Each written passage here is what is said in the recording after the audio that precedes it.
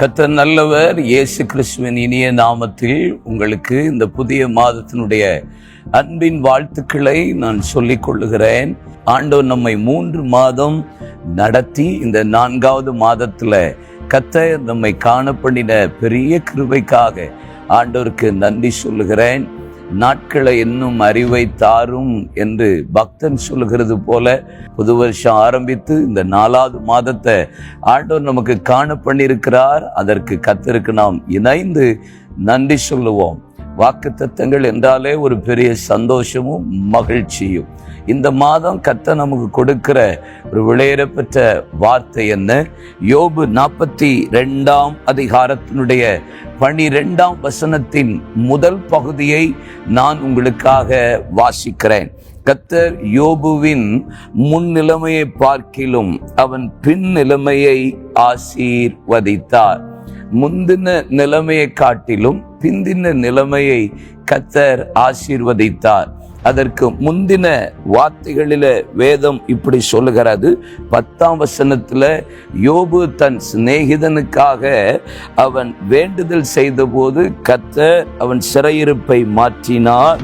யோபுவுக்கு முன்னிருந்த எல்லாவற்றை பார்க்கிலும் இரட்டத்தனையாய் கர்த்தர் அவனுக்கு தந்தருளினார் என்று வேதம் சொல்லுகிறது. ஆண்டவர் யோபுவை எப்படி ஆசீர்வதித்து வைத்திருந்தார்? அவன் இந்த பூமியில வாழ்ந்த நாட்களில் பொல்லாப்புக்கு விலகி ஆண்டவர் சமூகத்தில் நீதிமானாய் இருந்தான் என்று அவனை குறித்து ஏன் பிசாசே சாட்சி கொடுக்கிற அளவிற்கு கர்த்தர் அவனை வைத்திருந்தார். ஆனாலும் வேதத்தில் சொல்லப்பட்டிருக்கிறது, அங்கே பிசாசுக்கு ஆண்டவருக்கு ஒரு பெரிய யுத்தமே நடந்த போது ஆண்டவர் சொல்லுகிறார், என் நீதிமானாகிய என் தாசனாகிய யோபு மீது கண் வைத்தாயோ அவனை போல பூமியில ஒருவனும் கிடையாது என்று சொல்லி நீ முடிஞ்சா அவன் சொத்து மேல கை வை அப்படின்னு சொல்றார். 2வது அவனுடைய பிள்ளைகள் மேல கை வச்சுக்கோன்னு சொல்றார். 3வது அவனுடைய சரீரத்தின் மீது கை வைத்துக்கோ, ஜீவனை எடுக்க உனக்கு அதிகாரம் இல்லை.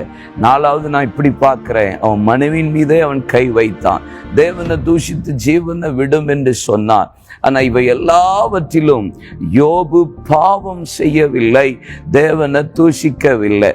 கர்த்தர் அவனுக்கு இருந்த ஆஸ்திகள் ஐஸ்வர்யம் எல்லாம் இல்லாம சரீரம் முழுவதும் சீழ்வடிந்து கொண்டிருக்கிறது, ஓட்டெடுத்து சுரண்டி கொண்டிருக்கிறான்.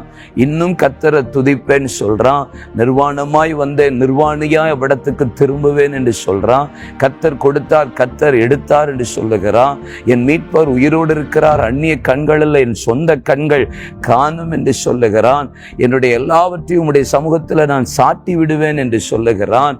ஆண்டவர் நீர் எனக்கு பதிலாக நில்லுங்கன்னு போராடுறான். இது எல்லாவற்றிலும் யோபு நிதானமாய் நடந்தான். அவன் நண்பர்களிலே அலமா பேசும்போது கூட நிதானமாய் இருந்தான். அதனாலதான் வேத வசனம் சொல்லுகிறது, முன்னிலைமையிலும் பின்னிலைமையை கர்த்தர் ஆசீர்வதித்தார். இன்னும் அவனுக்கு அநேக 10 பிள்ளைகளை கர்த்தர் கொடுத்து தேசத்திலே அவன் ஆசீர்வதித்தார். உங்களுக்கு ஒன்று தெரியுமா? யோபு நடு புத்தகத்தில் இருக்கிறதுனால ஏதோ சங்கீத பகுதியில் தாவீது நாட்களில் இருப்பார்னு நீங்க யோசிக்கலாம். ஆனா அவர் ஆபிரகாமின் நாட்களில் வாழ்ந்தவர் என்று சரித்திரம் சொல்லுகிறது. ஆபிரகாமை குறித்து அப்படி விசுவாசம் என்று பேசுகிறோம். இன்னொரு பக்கம் யோபுவை கர்த்தர் எப்படி சொல்றாரு பாருங்க. என் தாசனாகிய யோபு பேசினது போல ஒருவனும் நிதானமா பேசல.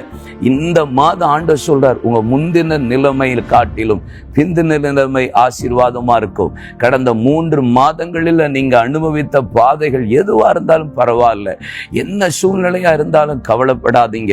யோபுவை போல எல்லா சூழ்நிலையிலும் உறுதியா இருங்க, நிதானமா பேச பழகுங்க.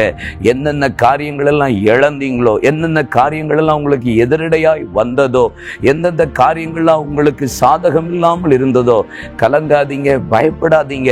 இந்த புதிய மாதம் உங்களுக்கு பிந்தின ஆசீர்வாதம் பயங்கரமா இருக்கும். சகரியாவின் புத்தகத்தில் ஆண்டவர் சொல்லுகிறார் பார்த்தீங்களா, ஆண்டவருடைய ஆலயத்துல மகிமை எப்படி இருக்கும்னு.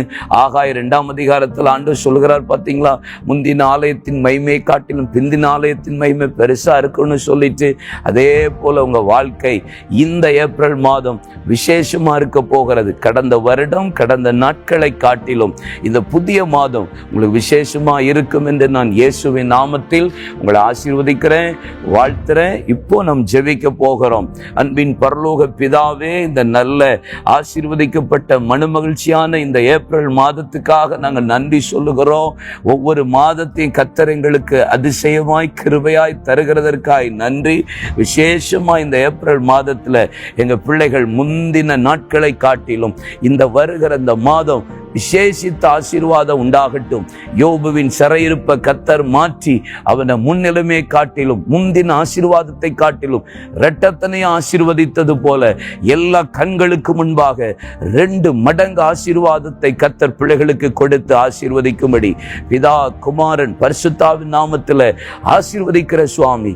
எல்லா கலக்கங்களுக்கும் விக்கினங்களுக்கும் எங்க பிள்ளைகளை விலக்கி வேலி அடைப்பீராக.